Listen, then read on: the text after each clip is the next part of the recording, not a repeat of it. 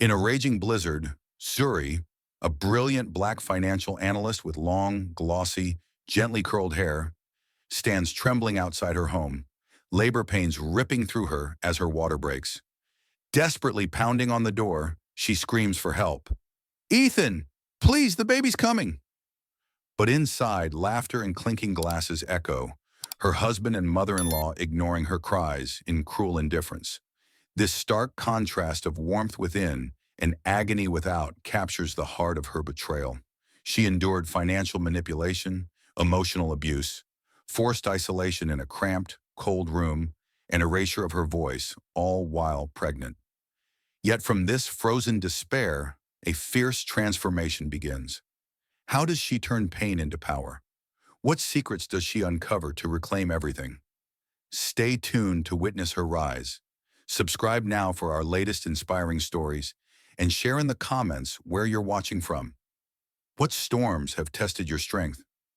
In the heart of a bustling New York evening, where the city's skyline pierced the twilight like jagged dreams, Zuri stepped into the world she had carved for herself. She was a vision of quiet power, a black woman with long, glossy black hair that cascaded in gentle, elegant curls down her back, framing a face that held the warmth of sun-kissed earth and the sharpness of unyielding ambition. At 28, she had already risen to become a senior financial analyst at one of Manhattan's top investment firms, her days filled with spreadsheets that danced like symphonies under her fingertips, and boardrooms where her voice cut through the noise like a finely honed blade. But beneath that polished exterior lay a foundation built on absence and resilience, a story that began far from the glittering lights of the Big Apple. Zuri's childhood was a tapestry woven from privilege and solitude. Born into a family of means in Atlanta, her parents were not the type to flaunt wealth with yachts or private jets. Theirs was a quiet affluence rooted in education, philanthropy, and a deep-seated commitment to making the world bend toward justice. Her father, a renowned economist, and her mother, a pediatrician with a heart as vast as the African savannas she hailed from, had instilled in her the value of knowledge as currency. "Money comes and goes, Zuri," her mother would say, her voice rich with the lilt of Swahili proverbs. "But what you know, no one can take." Yet when Zuri was just 10, her parents made a choice that would shape her forever. They uprooted their lives to move back to Kenya, her mother's homeland, where they founded a nonprofit organization dedicated to building schools and clinics for underserved children in remote villages. The decision was noble, driven by a fire to heal the wounds of inequality they had seen firsthand. But for young Zuri, it meant goodbye to the only home she knew. Her parents promised visits, calls, and letters, but the reality of their work, trekking through dusty roads with spotty internet and unreliable phone signals, turned those promises into echoes. They were always on the move, from one village to the next, saving lives and igniting futures, while Zuri was left with her aunt in Atlanta, a kind but distant guardian who worked long hours as a teacher. "We're doing this for a better world, my love," her father had said during their tearful airport farewell, his hand on her shoulder, "and you'll be strong enough to build your own." Strong she became, but at a cost. Zuri learned early that love could stretch across oceans, yet it often left voids that no amount of achievement could fill. By her teens, Zuri had transformed that solitude into fuel. She buried herself in books, excelling in math and economics, her mind a fortress against the loneliness. Scholarships carried her to Harvard, where she graduated summa cum laude, her thesis on sustainable investments earning accolades from professors who saw in her a rare blend of intellect and empathy. New York called next, a city that mirrored her relentless energy. At her firm, she wasn't just crunching numbers. She was advising multi-million-dollar deals, spotting market trends before they bloomed, and advocating for ethical investments that echoed her parents' mission. Colleagues admired her. Some envied her poise, the way her curls swayed like a crown as she presented in high-stakes meetings. But in quiet moments, staring out at the Hudson from her sleek apartment, Zuri wondered if success was enough to mend the cracks left by absence. She dated sporadically, but no one ignited that spark. No one made her feel truly seen amid the chaos. That changed on a crisp autumn evening at the Whitney Museum's annual art gala. Zuri had almost skipped it. Her week had been a whirlwind of deadlines, and the thought of mingling in a sea of designer gowns and champagne flutes felt exhausting. But a colleague insisted, and so she went, slipping into a sleek emerald dress that hugged her curves and let her hair flow freely, a subtle rebellion against the corporate world's expectations. The gallery buzzed with energy, paintings of abstract storms and urban grit lining the walls, conversations humming like bees around honeyed deals. Zuri wandered alone, sipping a glass of sparkling water, her eyes drawn to a massive canvas depicting a lone figure against a turbulent sea. It reminded her of herself, resilient yet adrift. That's when he appeared.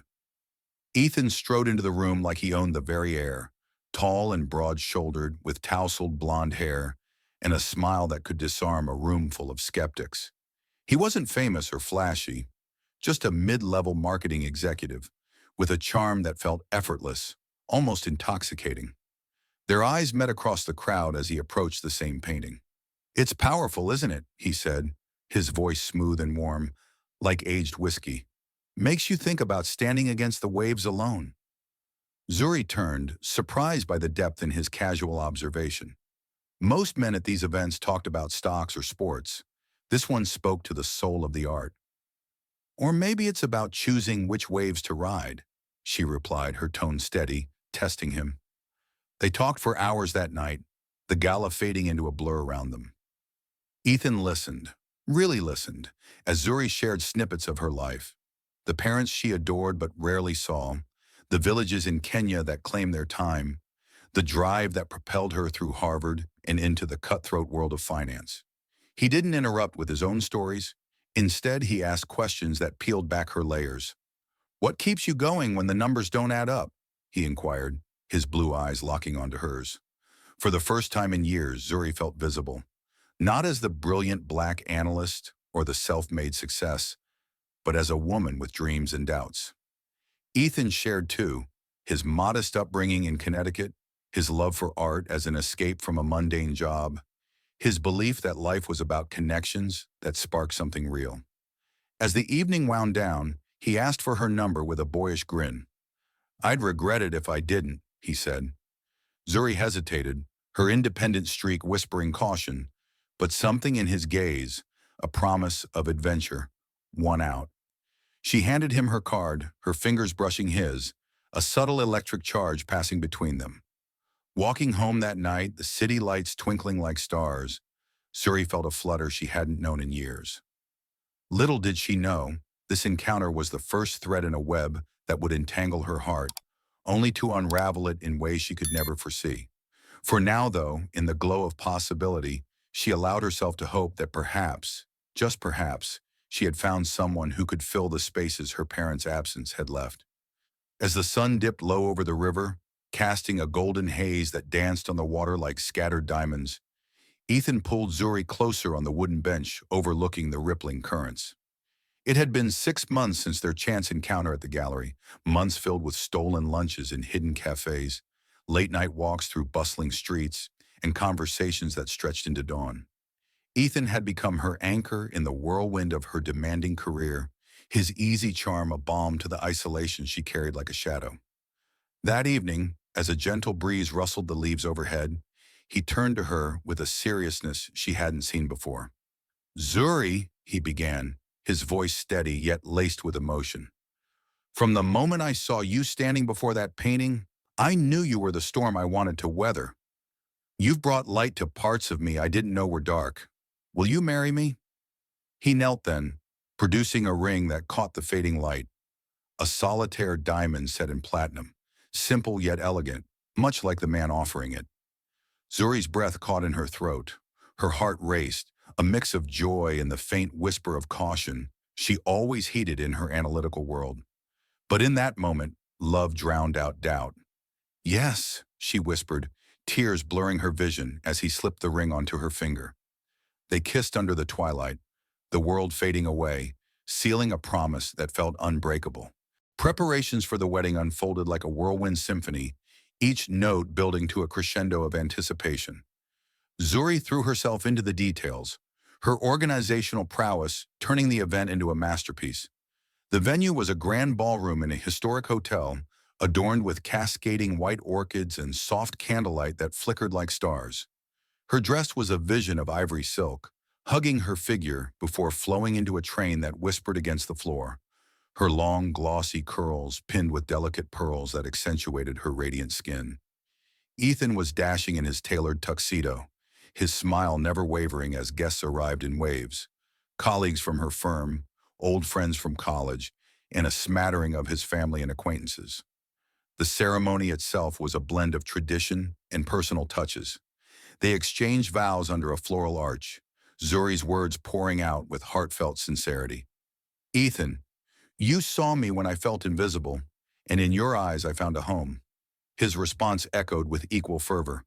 Zuri, you're my strength, my future. Together we'll conquer anything.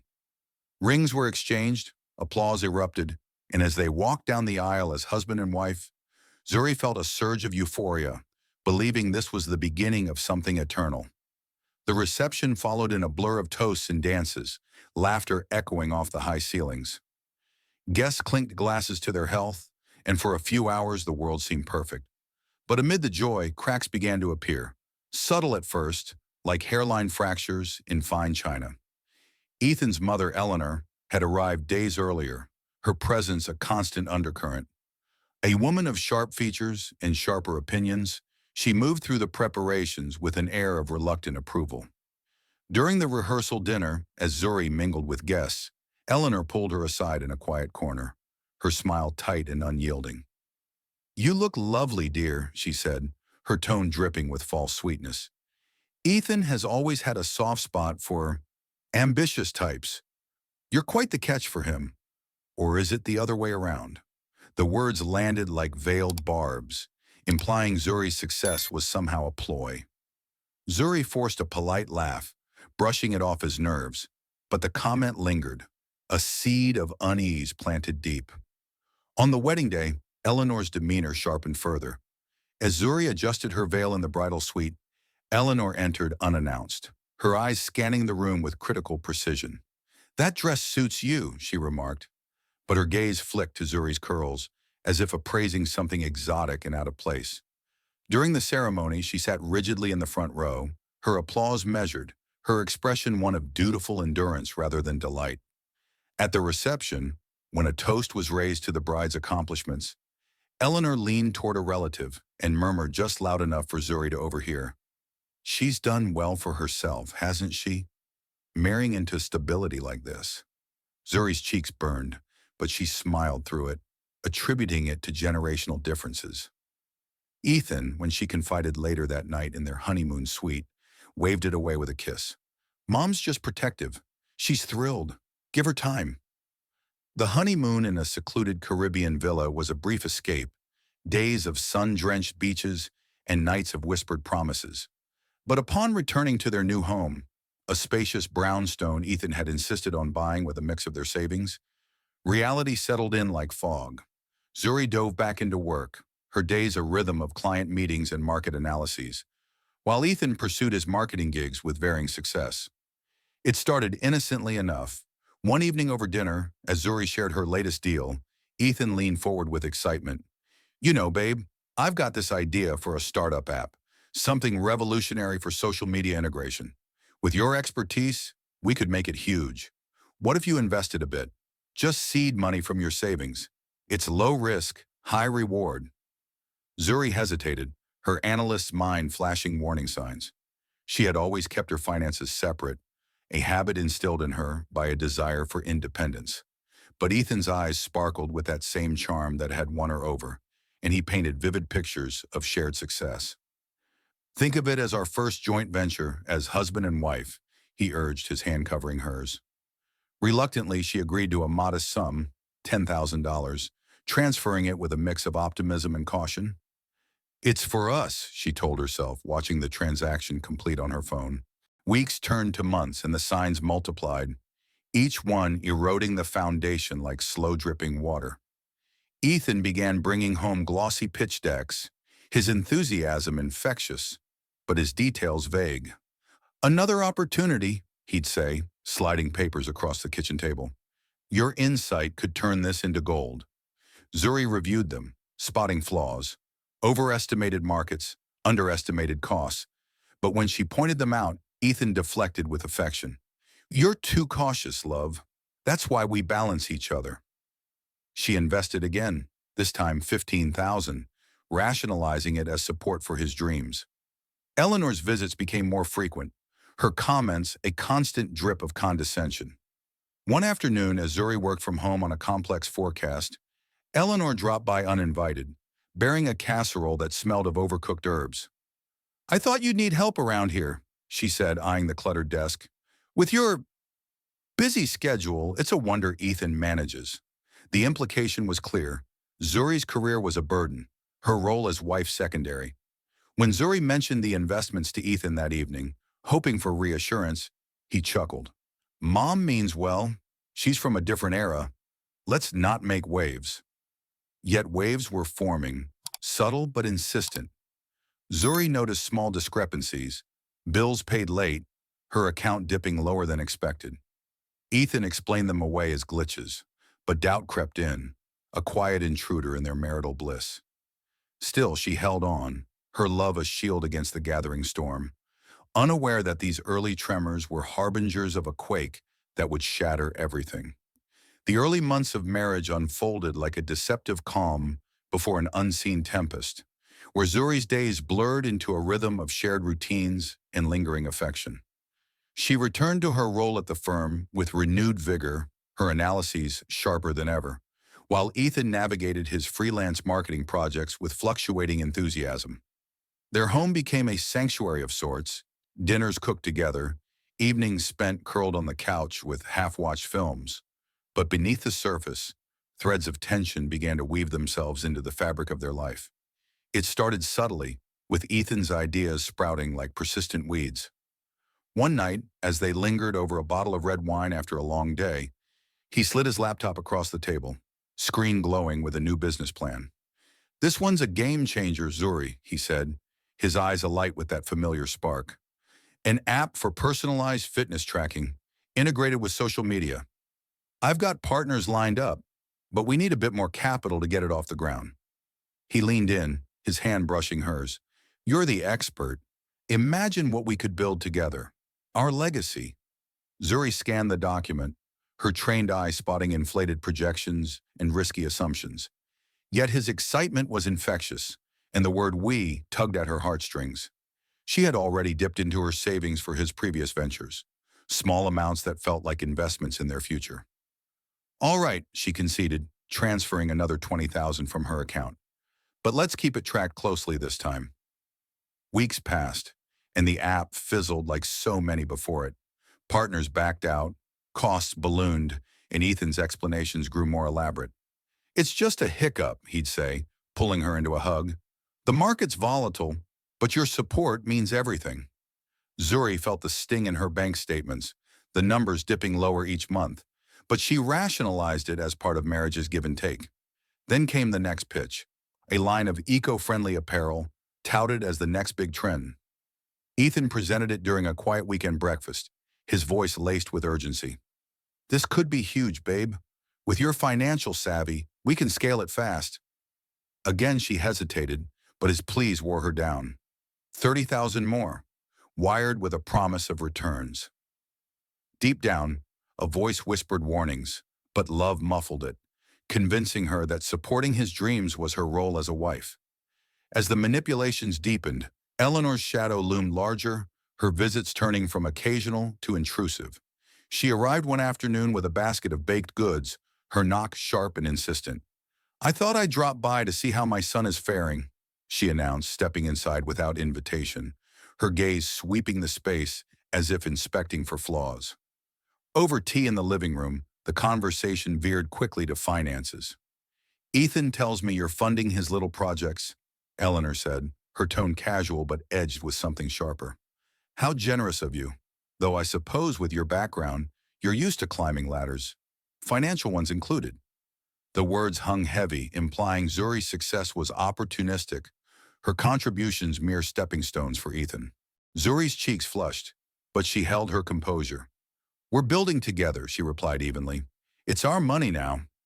Eleanor's laugh was light, almost musical, but it carried a bite. Oh dear, that's quaint.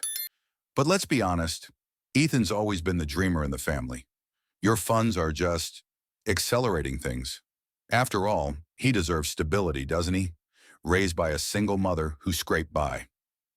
The jab landed, framing Zuri as an interloper profiting from Ethan's lineage rather than a partner. That evening, Zuri confided in Ethan as they prepared for bed, her voice trembling with frustration. Your mother treats me like I'm poaching from your life. She acts as if my money is owed to you. Ethan sighed, pulling her close. She's old school, Zuri. Mom had it tough raising me alone. Dad left when I was young. She's protective. Just let it slide for peace's sake. But peace proved elusive. Eleanor's barbs escalated during family dinners she insisted on hosting at their home. One such evening, with plates of roast chicken and steamed vegetables steaming on the table, she steered the talk towards Zuri's career. You work such long hours, Eleanor remarked, fork poised midair. It's admirable, really, for someone who's come so far. But Ethan needs a home that's nurtured. Perhaps you could ease up, let him lead the finances. After all, a wife's place is support, not overshadowing. The implication was clear. Zuri's independence threatened the natural order, her earnings a tool for Ethan's use rather than her merit.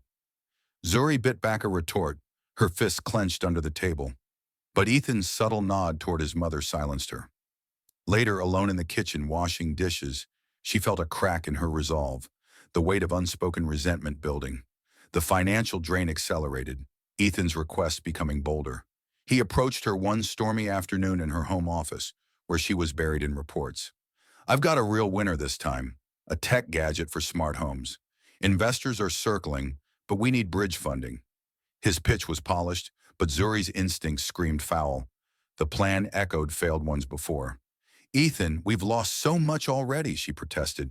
My savings are dwindling. He knelt beside her chair, eyes pleading. This is it, Zuri. Trust me. We're in this together.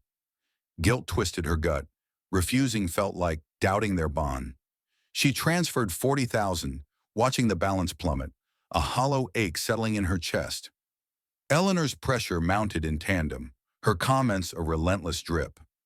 During a surprise visit while Ethan was out, she cornered Zuri in the hallway. I hear you're bankrolling another of Ethan's ideas. Smart girl, securing your place. But remember, money can't buy roots. Ethan comes from good stock. You're grafting on. The cruelty stung, reducing Zuri's achievements to calculated maneuvering. That night she confronted Ethan again, tears welling. She calls me a climber, like I'm using you. It hurts. He rubbed her back soothingly. Mom's words are harsh, but she's lonely. She raised me through hardships, bills piling up, no help. Be the bigger person. It'll pass. Yet it didn't pass. It festered. Ethan's ventures continued to falter, each failure excused with charm and promises, while Zuri's accounts hemorrhaged. She began tracking the outflows in a private spreadsheet, the red ink a stark reminder of her eroding security. Eleanor's intrusions grew bolder, a key to their home for emergencies, unsolicited advice on everything from decor to Zuri's wardrobe, always laced with subtle digs. That outfit's bold, she'd say, eyeing Zuri's professional attire. Trying to outshine everyone? Ethan prefers subtlety.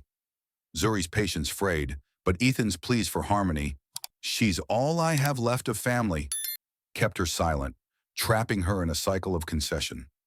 As the chapter of their marriage turned darker, Zuri felt the isolation deepen, her once unshakable confidence wavering under the dual assault. The manipulations weren't just financial. They chipped at her spirit, making her question her worth. But in quiet moments, staring at the ceiling in the dead of night, a spark of defiance flickered. She wasn't broken yet, though the storm clouds gathered, threatening to unleash a deluge she couldn't yet fathom. The morning light filtered through the curtains in a soft glow, but Zuri barely noticed as she stared at the thin blue line on the pregnancy test, her hands trembling slightly. It was positive, undeniably so. A rush of emotions crashed over her like a tidal wave.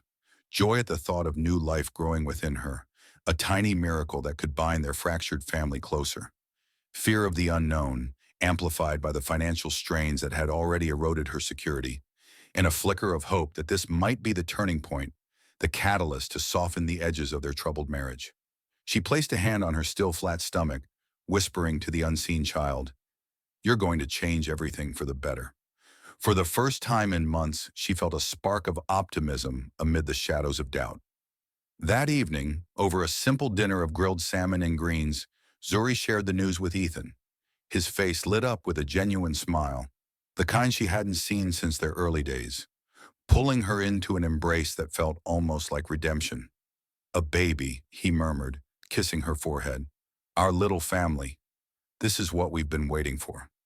They talked late into the night, dreaming aloud about nursery colors and first steps, the conversation weaving a fragile web of unity.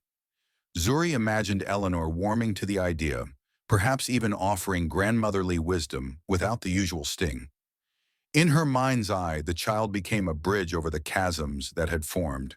Ethan's endless ventures, the depleting accounts, the subtle dismissals. Maybe now, she thought, we'll truly be a team. But reality intruded swiftly, as it always did with Eleanor. The next day she arrived unannounced, her knock echoing like a demand. Ethan had texted her the news and she bustled in with a bouquet of wilting lilies, her expression a mask of feigned delight. "A grandchild," she exclaimed, hugging Ethan first before turning to Zuri with a perfunctory pat on the arm. "How wonderful. Though at your age and with your demanding job, you'll need to be careful." The words hung there, laced with concern that felt more like judgment. Over coffee, Eleanor's advice poured out like unsolicited rain. "Pregnancy is no time for high-stress work," she insisted, her voice firm. "Women in my day knew to prioritize the home. You should rest, nurture the baby properly. Ethan agrees, don't you, dear?" Ethan nodded, his hand squeezing Zuri's under the table. "Mom's right. Think about the stress, the late nights, the pressure. We can manage on my income for a while." Zuri's stomach twisted. Her career wasn't just a job. It was her lifeline, the proof of her resilience forged in solitude. "I'm not ready to quit," she protested, her voice steady but edged with defiance. "I love what I do. It's part of who I am. And financially, with everything going on," she trailed off, glancing at Ethan, who averted his eyes. Eleanor leaned forward, her tone softening into something almost maternal, yet undercut with steel. "It's for the baby's sake, dear. Ambition is fine, but motherhood demands sacrifice. Ethan needs you focused here, not divided." The pressure mounted over the following weeks, a relentless campaign that wore Zuri down like sandpaper on wood. Ethan took the lead in the evenings, his arguments wrapped in affection. "Imagine not rushing out every morning, babe," he'd say, rubbing her shoulders as they sat on the couch. "You could relax, prepare for our child. I've got some leads on new projects. Things will pick up soon. This is our chance to reset." He painted pictures of idyllic days, but Zuri saw the subtext. Her salary had been the buffer against his failures, and now with a baby on the way, he positioned her retreat as noble. Doubts gnawed at her. Were his ventures truly promising, or just more drains on her dwindling reserves? Yet his pleas tugged at her guilt, framing refusal as selfishness. "For the family," he whispered one night in bed, his arms around her. "Please." Reluctantly, Zuri submitted her resignation, the email sent with a heavy heart after a sleepless night. Her boss expressed shock, praising her contributions and offering flexible options. But she declined, echoing Ethan's words in her mind. The final day at the office was a blur of well-wishes and hidden tears. Colleagues hugged her, envious of her new chapter, unaware of the chains it represented. Returning home, she felt unmoored, her identity stripped like bark from a tree. "This is temporary," she told herself, cradling her emerging bump. "For the baby." Life shifted into a monotonous grind, the home transforming from haven to prison. Eleanor wasted no time asserting dominance, arriving daily with helpful suggestions that quickly became commands. "A proper wife handles the household," she declared one morning, assigning Zuri a list of chores, scrubbing floors, laundering linens, preparing elaborate meals from scratch. Zuri, her body already aching with early pregnancy fatigue, complied at first, hoping compliance would earn peace. But the tasks piled on. Grocery runs, dusting every nook, even tending to Eleanor's errands under the guise of light exercise. By afternoon, exhaustion claimed her, yet Eleanor hovered, critiquing her efforts. Not quite thorough enough, she'd say, redoing a task with exaggerated sighs. The deception deepened when Ethan returned each evening. Eleanor would spring into action, bustling about as if she had been the one laboring all day, stirring pots, folding laundry with a flourish. "I've been helping your wife rest," she'd announced proudly, while Zuri stood silently, her contributions erased. Ethan beamed at his mother, thanking her profusely, oblivious or unwilling to see the truth. "You're a lifesaver, Mom," he'd say, kissing her cheek before turning to Zuri with a casual, "How was your day?" She longed to spill the reality, the backaches from bending over sinks, the nausea amplified by endless cleaning. But his expectant gaze, coupled with Eleanor's watchful eyes, silenced her. "Fine," she'd murmur, forcing a smile. Isolation crept in like fog, thickening with each passing day. No one asked how she truly felt. The morning sickness that left her retching in secret, the anxiety over their finances as Ethan's latest scheme stalled again, the loneliness of days spent in servitude. Eleanor dismissed any complaints with platitudes. "All mothers endure this. It's character building." Ethan, when alone with Zuri, offered half-hearted comfort. "Mom's just involved because she cares. Give it time, the baby's worth it." But time only amplified the void. Zuri's world shrank to the confines of walls that echoed with unspoken resentments. As her belly swelled, so did the weight of regret. Mornings brought a mix of wonder at the kicks within and dread of the day's demands. She touched her stomach often, drawing strength from the life there, whispering promises of protection. Yet the sacrifices gnawed at her spirit. The career she had built from nothing now paused indefinitely, the financial control slipping further as Ethan handled bills with vague assurances. Eleanor's presence became a constant reminder of her diminished role, her words a chisel chipping away at Zuri's confidence. "You're doing what's best," Eleanor would say, but Zuri heard the undertone. Submission suited her. By the end of the trimester, Zuri felt like a shadow of herself, tired, overlooked, her voice a whisper in her own life. The pregnancy, once a beacon of hope, now highlighted the cracks, each chore a link in the chain binding her. But deep within, a quiet resolve simmered, waiting for the moment it could ignite. As the weeks blurred into a monotonous haze of swollen ankles and unrelenting fatigue, Zuri's pregnancy advanced like a ship navigating treacherous waters, each day bringing new waves of discomfort and deeper entrapment. Her belly rounded prominently now, a constant reminder of the life stirring within. Yet it served only to amplify the invisible chains binding her to the whims of others. Eleanor's influence had metastasized, her advice evolving from mere suggestions into ironclad edicts that brooked no dissent. One crisp afternoon, as Zuri folded laundry in the dim light of the spare room, Eleanor burst in with a stack of dog-eared magazines clutched like sacred texts. "Look what I found," Eleanor announced, her voice buzzing with self-satisfied authority. Articles from reputable sources, old wisdom really, about how pregnant women thrive in confined spaces. It strengthens the body, prepares for labor, and walking in the chill air, essential for circulation, makes delivery smoother. She thrust a page forward, yellowed and creased, highlighting passages with her manicured nail. Zuri scanned the words, her brow furrowing at the outdated notions, pseudoscience masquerading as care. "This sounds archaic," she said, setting the laundry aside. "My doctor never mentioned anything like this. I need comfort, not confinement." But Eleanor's eyes narrowed, her smile a thin veneer over insistence. "Doctors today are too soft. In my time, we endured for our children. Ethan will agree, it's for the baby's health." True to form, Ethan sided with his mother that evening, his agreement delivered with a placating hug. "Mom's onto something," he murmured, stroking Zuri's back as if soothing a child. "A smaller space could help you rest better, away from distractions. And those walks? Fresh air is good for you both." Zuri pushed back, her voice rising in rare frustration. Rest? In a cramped room without heat? This isn't the 1950s. I'm carrying our child, not training for endurance. But his gaze softened into that familiar plea, laced with manipulation. It's temporary, love. Mom only wants what's best. Think of the baby. Defeated, Zuri relented, the weight of isolation pressing heavier than her growing womb. The relocation happened swiftly, a demotion disguised as concern.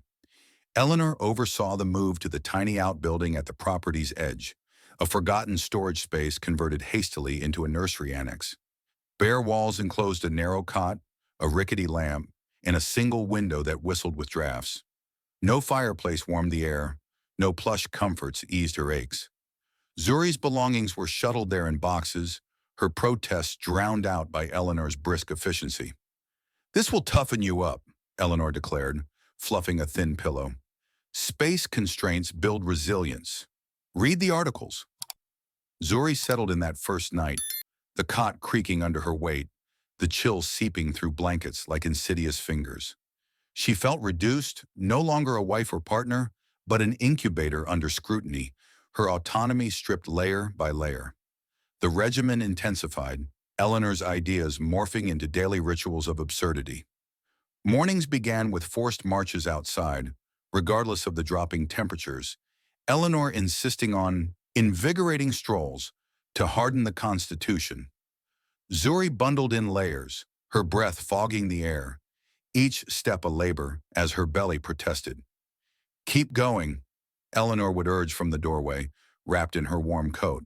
"Cold exposure eases birth, stimulates the muscles." Zuri's objections fell on deaf ears.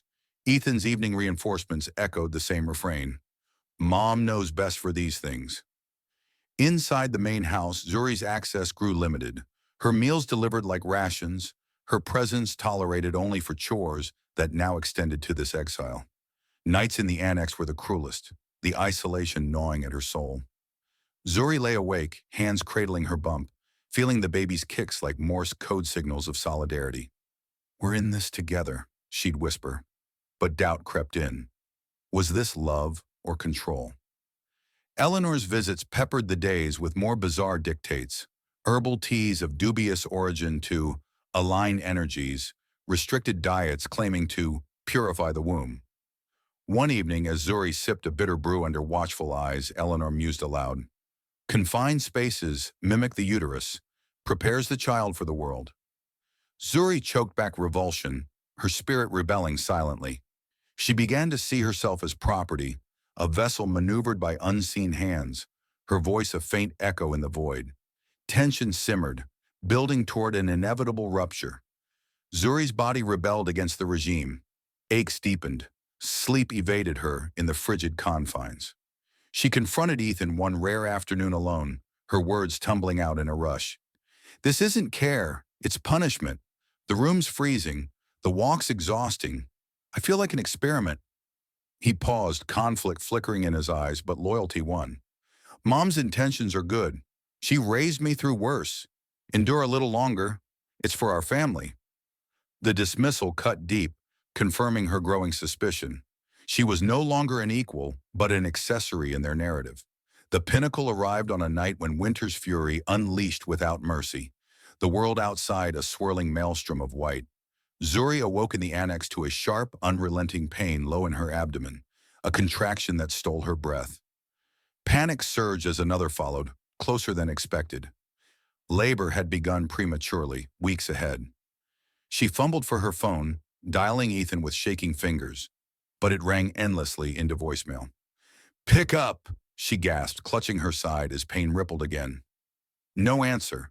Desperation propelled her from the cot. She wrapped a thin robe around herself and staggered toward the main house, each step a battle against the howling gale and her body's betrayal. Reaching the door, she pounded with all her might, her fists raw against the unyielding wood. "Ethan, it's happening! The baby!" she screamed, her voice swallowed by the storm. Lights glowed warmly inside, silhouettes moving in comfort she could only envy. Another contraction buckled her knees. She leaned against the frame, banging relentlessly. Through the frosted glass, she glimpsed figures, Ethan's familiar outline, Eleanor's stern profile, gathered around a table laden with food and drink. Laughter filtered out, muffled but unmistakable, clinking glasses punctuating the merriment. "Please," Zuri begged, her cries turning hoarse. Inside, Eleanor's voice cut through, cold and dismissive. "She's dramatizing again. Ignore it. Let her walk it off in the fresh air." Ethan's response was inaudible, but no door opened, no aid came. Zuri slumped against the barrier, water breaking in a warm rush that chilled instantly in the freezing onslaught. Pain radiated like fire, her body convulsing with each wave. Yet the house remained sealed, a fortress of indifference. She screamed once more, a primal wail that echoed her betrayal, but silence answered, broken only by the wind's mocking howl.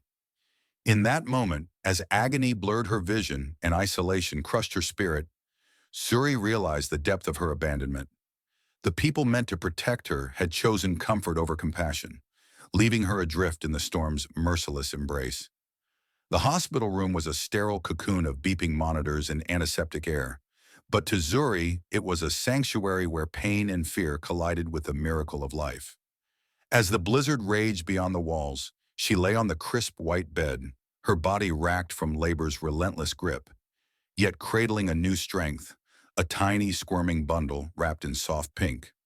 Her daughter Naya, born at the edge of dawn, was perfect. 10 fingers, 10 toes, and eyes that sparkled like stars breaking through a storm. Zuri's long, glossy curls clung damply to her forehead, her breath still uneven from the ordeal. But as she held Nia close, a fierce whisper escaped her lips. "You'll never know abandonment, my love. I swear it." The words were a vow, etched into her soul by the betrayal that had brought her here. Hours earlier, in the chaos of that freezing night, Zuri had nearly lost everything.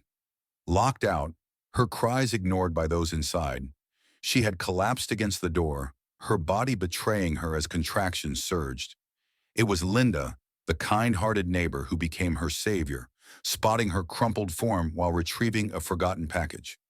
With urgency born of compassion, Linda had bundled Zuri into her car, navigating icy roads to the hospital. There, nurses with gentle hands and steady voices took over, their efficiency a stark contrast to the indifference Zuri had faced. They held her as she wept through the pain, their presence a lifeline when no one else had cared. "You're safe now," one nurse murmured, her eyes kind, and for the first time in months, Zuri believed it. Now in the quiet aftermath, Nia's soft breathing anchored Zuri to the present. The baby's warmth against her chest was a balm, soothing the raw edges of betrayal. Yet as she gazed at her daughter's delicate features, a different storm brewed within, a quiet rage, not loud or vengeful, but resolute, like embers waiting to ignite. The hospital room with its hum of machinery became a crucible where Zuri's pain forged a new resolve. She thought of the laughter inside that house, the clinking glasses, Eleanor's cold dismissal. "She's dramatizing again," and Ethan's silence, a betrayal deeper than any words. They hadn't called, hadn't sent a message, hadn't even checked if she and their child were alive. The absence was a wound, but it also clarified everything. She was done being invisible, done being the pliable wife who swallowed her pride for peace. Zuri's mind replayed the months of manipulation, the drained accounts, the forced resignation, the exile to that frigid annex. Each memory was a stone in a wall she'd unknowingly built around herself. But now, holding Nia, she saw the cracks she could break through. "I'm not that woman anymore," she whispered, stroking Nia's tiny hand. The baby stirred, a soft coo escaping, as if in agreement. Zuri's heart, battered but unbroken, began to map a path forward. She would not return to that house as the same person who had been locked out. She would reclaim her power, not with screams or tears, but with the precision of the analyst she once was. The woman who outsmarted markets and built empires with numbers. Her first act of defiance came in the quiet of that hospital bed, as nurses bustled around checking vitals. A clipboard was handed to her for paperwork, routine forms that felt monumental in her hands. "Emergency contact?" the nurse asked, her pen poised. Zuri paused, the weight of the question pressing against her chest. Ethan's name should have been automatic, But the thought of him, his absence in her darkest hour, choked her. "Just me," she said firmly, her voice steady despite the tremor in her heart. The nurse met her gaze, a flicker of understanding passing between them, and nodded. "Got it." In that moment, Zuri severed an invisible tie, declaring herself the sole guardian of her and Nia's future. It was a small act, but it felt like shattering chains. As the morning light crept through the blinds, Zuri's mind churned with strategy. She needed an ally, someone who understood power and justice, not just love and promises. Her thoughts turned to Simone, her college friend turned powerhouse attorney, whose sharp mind and sharper tongue had always inspired Zuri. They hadn't spoken in months. Zuri's isolation had severed many ties. But Simone was the kind of friend who answered when it mattered. With Nia dozing in her arms, Zuri reached for her phone, ignoring the ache in her body as she dialed. Simone picked up on the second ring, her voice warm but alert. "Zuri, it's been forever. You okay?" The story poured out in halting bursts: Ethan's financial schemes, Eleanor's relentless control, the chores that buried her, the annex, the blizzard, the locked door. Zuri's voice cracked only once, when she recounted pounding on the door as labor gripped her. Simone listened without interruption, her silence a testament to her lawyer's instinct. When Zuri finished, there was a pause. Then Simone's voice came through, steady and fierce. "They thought they could break you. They're wrong. We're going to make this right, legally, methodically, and completely. You rest now. I'll start digging." The words were a lifeline, pulling Zuri from despair into action. Simone's pragmatism reignited the strategist in her, the woman who had once dominated boardrooms. Over the next hours, as nurses monitored her recovery, Zuri's mind became a battlefield of plans. She wasn't seeking revenge. That was too small for the fire now burning within. She wanted justice, a reclamation of everything stripped from her: her money, her dignity, her voice. Simone texted updates, asking for access to financial records, passwords, anything Zuri could recall from the haze of her marriage. Zuri's memory, sharpened by necessity, pulled up details she'd overlooked: account logins, investment agreements, even the vague emails Ethan sent about his ventures. She had been the one balancing their books, signing joint documents, her name still tied to every asset they owned. They had underestimated her, assuming her compliance was weakness. But Zuri was no longer the woman who begged for peace. Nia stirred, her tiny fist curling around Zuri's finger, and a new clarity settled in. This wasn't just about her anymore. It was about ensuring Nia grew up in a world where her mother stood tall, unbowed by betrayal. Zuri's thoughts crystallized into a vow. She would dismantle the cage they'd built around her, brick by brick, not with chaos but with the cold precision of a woman who knew her worth.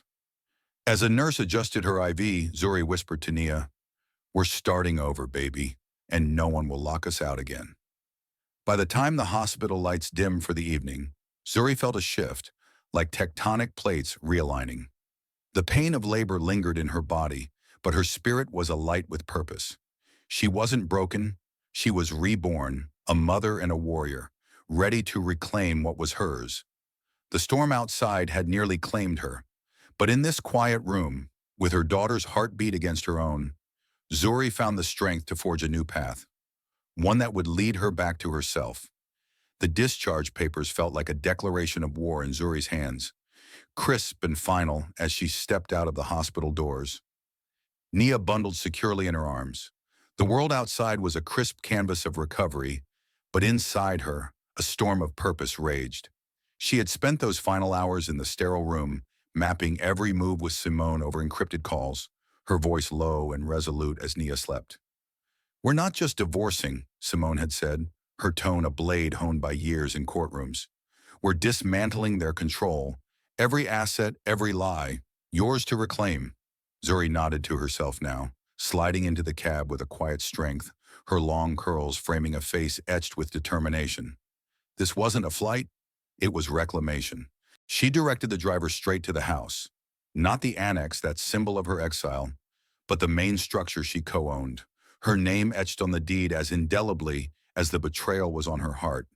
The driveway loomed familiar yet foreign, a battleground she intended to conquer. Inside, the air hung heavy with echoes of her past subjugation, but Zuri moved with precision, Nia cradled in a carrier against her chest like a shield. First, the locks. She had arranged for a locksmith during her hospital stay, a discreet professional who arrived promptly, tools clinking like keys to freedom. All doors, gates, codes, everything, she instructed, watching as he worked methodically. The click of new mechanisms was music, each one severing ties to the intruders who had turned her home into a prison. Ethan and Eleanor had no claim here anymore. Her signature on the mortgage made that clear. As the locksmith departed, Zuri turned to the next phase, her movements fueled by a cold fire. She roamed the rooms, gathering their belongings with clinical detachment. Ethan's scattered clothes, Eleanor's forgotten scarves, the trinkets that screamed entitlement. No destruction, no pettiness. That would diminish her. Instead, she boxed them neatly, labeling each with care, then called a storage facility, prepaid for 30 days.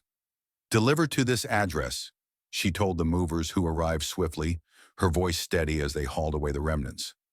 It was symbolic, this purging, expelling the toxicity that had poisoned her days. Nia cooed softly, as if approving, her tiny presence a reminder of why Zuri fought. Not for vengeance, but for a future untainted. Simone's updates came in rapid texts, a digital arsenal building. "Evidence pouring in," one read. "Bank statements show his siphoning. Your investments funneled into dead ends. Emails from him to her, plotting control. We've got them." Zuri had provided the keys. Logins she remembered from nights balancing their books. Documents signed in trusts now weaponized against deceit. Simone, relentless, traced every transaction, the startups that vanished like smoke, the joint accounts drained under pretenses. Lawsuit for emotional abuse, financial coercion, Simone outlined in a call, her words a blueprint for justice. "We'll push for 2/3, the house, investments, compensation for your lost career. Prenup? Weak. Your contributions outweigh his." Zuri absorbed it all, her mind the analyst once more, calculating odds with the precision that had defined her before marriage eroded it. The divorce papers materialized digitally first, a fortress of legalese Simone drafted overnight. Zuri reviewed them in the quiet kitchen, Nia nursing peacefully, the weight of each clause a step toward liberation. She signed electronically, her finger tracing the screen like a signature on destiny. "File it," she told Simone. "No negotiations." The process accelerated. Court filings initiated, temporary orders for sole occupancy of the home. Assets froze with a judge's stamp. Joint accounts locked, investments paused. Ethan's credit line severed. It was surgical, exposing the kingdom he thought secure as a house of cards. Zuri felt the shift in her bones, power returning like blood to numb limbs. The confrontation arrived unbidden, as inevitable as dawn. Ethan pulled up that evening, his car crunching gravel, oblivious at first to the changed locks. Zuri watched from an upstairs window, Nia asleep in the nursery she had reclaimed. He tried the gate code, denied. Then the door bolted. His confusion morphed to frustration, pounding, echoing like her own desperate knocks in the blizzard. Eleanor emerged from the passenger seat, her face a mask of indignation, arms crossed as she barked orders at him. Zuri descended the stairs slowly, her steps deliberate, heart pounding, but resolve unyielding. She opened the door halfway, a barrier as firm as her gaze. Ethan's face crumpled into feigned remorse, suit rumpled from whatever excuses he chased. "Zuri, what's this? Let me in. We need to talk." His voice cracked, eyes darting to the bundle in her arms, but she shifted Nia protectively. Eleanor hovered behind, lips pursed. "This is ridiculous," she snapped. "After everything we've done for you?" Zuri met Ethan's eyes, her voice calm, a river of steel. "We end here." The words landed like thunder, simple yet shattering. She handed him the envelope. Divorce papers, asset divisions, the frozen accounts detailed in black and white. He scanned them, color draining from his face, disbelief twisting into fear. "You can't. This is half mine," he stammered. Zuri's response was measured, each word reclaiming. "Half? I built this. My savings seeded your failures. My silence endured your mother's cruelty. Two-thirds is justice, Ethan. The house stays mine. The investments returned to me. Compensation for the abuse you both inflicted. Eleanor surged forward, voice shrill. Abuse? We gave you a family. You're destroying us. Zuri turned to her, a smile curving her lips, not bitter but triumphant, the first genuine one in months. No, I'm protecting mine. The words hung, a final punctuation. Ethan reached out, pleading. Please, for the baby. Let's fix this. But Zuri stepped back, her hand on the door. The baby's name is Naya, and she's safe from you both. She closed the door firmly, the lock clicking into place, their protests muffled outside. Leaning against the wood, she exhaled, Nia stirring in her arms with a soft sigh. The confrontation wasn't an explosion, but a correction, a line drawn in the sand of her life. Tears came then, not of sorrow but release, washing away the remnants of doubt. Simone's text buzzed. Papers served. You're free. Zuri held Nia closer, whispering, We did it, little one. The house, once a cage, now felt expansive, hers to redefine. She walked to the window, peering out as Ethan and Eleanor paced, their figures diminishing in the fading light. They lingered, perhaps hoping for capitulation, but Zuri turned away, her back straight, curls swaying like a banner of victory. In the quiet that followed, Zuri felt the full weight of her transformation. The divorce wasn't just legal, it was a rebirth, stripping away the illusions of love that had blinded her. She had locked them out, not with malice, but necessity, reclaiming the keys to her peace. Nia's eyes fluttered open, meeting hers with innocent trust, and Zuri smiled through lingering tears. This chapter closed not in defeat, but dominance. A woman who had stared into the abyss of betrayal and emerged wielding control. In the wake of the slammed door and the retreating shadows of her past, Zuri stood in the reclaimed silence of her home, Nia nestled against her like a promise kept. The divorce decree, fresh ink on paper that carried the weight of liberation, marked not an end but a genesis, a canvas wiped clean for strokes of her design. The early days were a delicate dance of healing, her body still tender from birth, her spirit bruised but unbowed. She moved through the rooms with deliberate grace, rearranging furniture to banish old ghosts, each shift a metaphor for the reconstruction unfolding within. Nia's cries became her rhythm, a reminder that vulnerability could coexist with victory. And in those quiet feedings under the soft glow of a lamp, Zuri whispered stories of strength to her daughter, seeding the future with resilience.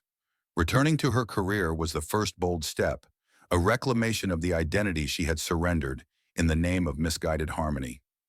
Emails flooded her inbox from former colleagues, their words a chorus of welcome. We've missed your insight. Zuri dove back into the world of financial analysis with the ferocity of someone starved, her mind sharpening like a blade against the whetstone of purpose. She started part-time at first, balancing spreadsheets with Nia's naps, her long curls tied back in focused determination. The firm, recognizing her talent undimmed by absence, offered flexible hours and a promotion within months. Senior strategist, a role that let her orchestrate deals with the precision she once applied to surviving betrayal. Numbers, once a refuge, had now become her empire. She forecasted trends that turned fortunes, her reports lauded in boardrooms where her voice rang clear and commanding. Each success was a brick in the wall of her independence, proving that the woman who had been diminished could rise to eclipse her former self. But Zuri's ambition extended beyond personal triumph. It ignited a fire to lift others from the ashes she knew too well. With Simone's guidance, she channeled her experiences into a venture that transcended survival, a non-profit platform dedicated to empowering women ensnared in abusive cycles. Rise Renewed, she named it, a beacon for those locked out of their own lives, offering legal aid, financial counseling, and safe havens. Zuri poured her expertise into the framework. Workshops on spotting financial manipulation, seminars on rebuilding credit after coercion, and emergency funds seeded from her reclaimed assets. She hired a small team, survivors turned advocates, who shared her vision, their meetings buzzing with the energy of collective healing. The platform launched quietly at first, a website and hotline that drew whispers from online forums, but word spread like wildfire. Donations trickled in, grants followed, and soon Rise Renewed was sheltering women in crisis, providing the tools Zuri wished she'd had sooner. Her own story became the platform's heartbeat, a narrative she wielded not as a wound, but as a weapon of inspiration. Zuri stepped onto stages she once avoided, her presence magnetic under spotlights that caught the gloss of her curls. At conferences and TED-like talks, she spoke with a voice honed by pain, drawing audiences into the vortex of her journey. I stood in a blizzard, locked out while labor tore through me, she'd begin, the room falling silent as she painted the betrayal, the drained accounts, the forced servitude, the indifference that nearly cost her everything. But she pivoted masterfully, her words rising like a phoenix. That night didn't break me, it forged me. I reclaimed my home, my finances, my power, not through rage, but resolve. Listeners leaned forward, eyes wide, as she detailed the legal maneuvers, the frozen assets, the door she closed on toxicity. Applause thundered at each event, women approaching afterward with tears and thanks. Your story saved me. Zuri's speeches went viral, clips shared across social media, amplifying Rise Renewed's reach and turning her scars into a symphony of empowerment. Amid this whirlwind of rebuilding, Nia's growth anchored Zuri's world, a joyful counterpoint to the battles fought. The house, once echoing with judgment, now resonated with laughter. Nia's first giggles as she rolled on a playmat, her tiny hands grasping at toys Zuri selected with care. Mornings were rituals of tenderness, Zuri singing lullabies in the kitchen while preparing breakfast, Nia's eyes following her mother's every move with unwavering trust. She taught her daughter early lessons in strength, reading books about bold women who defied odds, their pages turning under fingers that had once pounded a locked door. Evenings brought quiet victories, Nia's first steps across the living room floor, Zuri cheering with unbridled joy, the moment a testament to the life she had safeguarded. The child flourished under her mother's watchful eye, her curiosity a mirror of Zuri's own, unmarred by the shadows that had haunted her infancy. Yet the wounds lingered, subtle reminders that healing was a mosaic, not an erasure. Sleepless nights brought flashes of that blizzard night, the cold seeping into dreams where doors slammed shut. Zuri would wake, heart racing, and hold Nia close, drawing comfort from her daughter's steady breath. Therapy became her quiet ally, sessions where she unpacked the layers of manipulation, learning to forgive herself for the blindness love had imposed. Those scars don't define you, her therapist said, and Zuri internalized it, transforming pain into wisdom. They taught her that endurance wasn't passive, it was the quiet power to rebuild, to choose joy over bitterness. In moments of doubt, she glanced at the framed divorce papers on her desk, a trophy, not a trauma, reminding her of the woman who had emerged victorious. As Rise Renewed expanded, partnering with shelters and legal firms, Zuri found fulfillment in the ripple effects. A woman escaping financial abuse with their help, another rebuilding her career after isolation. She mentored personally, her office a safe space for stories that echoed her own, her empathy a bridge to their futures. Success bred more success. Media interviews where she spoke unflinchingly, her poise captivating hosts and viewers alike. Power isn't given, she'd say, her voice resonant. It's taken back. Donations surge, allowing expansions. Online courses, a mobile app for discreet support, each innovation a thread in the tapestry of change. Nia's milestones intertwined with these triumphs. Her first words, Mama, a balm that healed deeper than any accolade. Zuri balanced it all with grace, her days a blend of board calls and bedtime stories, her nights reflective under the covers where she journaled gratitudes. The platform's annual gala became a pinnacle, Zuri on stage in a flowing gown, curls cascading as she honored survivors. We rise not despite our storms, but because of them, she declared, the crowd erupting in a standing ovation. In that applause, Zuri felt the full circle of her journey, the locked-out woman now unlocking doors for others. Ultimately, the scars faded into lessons, badges of a battle won. Zuri embraced her wholeness, a mother whose love was fierce, a leader whose vision inspired legions.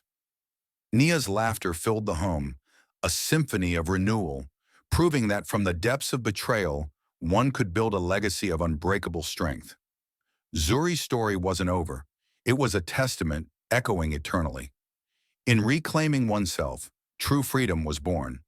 Zuri's journey, from a blizzard of betrayal to a beacon of empowerment, shows us that strength rises from the deepest wounds. Her story isn't just hers. It's a call to every heart that's faced dismissal, manipulation, or silence to reclaim their power. What did her courage stir in you? Have you faced a storm that reshaped your path? Share your thoughts below. Your voice matters, and we'd love to hear where you're listening from. Your stories fuel this community, inspiring others to stand tall. Thank you for joining us in this tale of resilience, for letting Zuri's fire light a spark in you. Subscribe to catch more stories that uplift and transform, and we'll meet again soon with another journey to share. Until then, hold your keys tight and keep rising. Thank you for being here.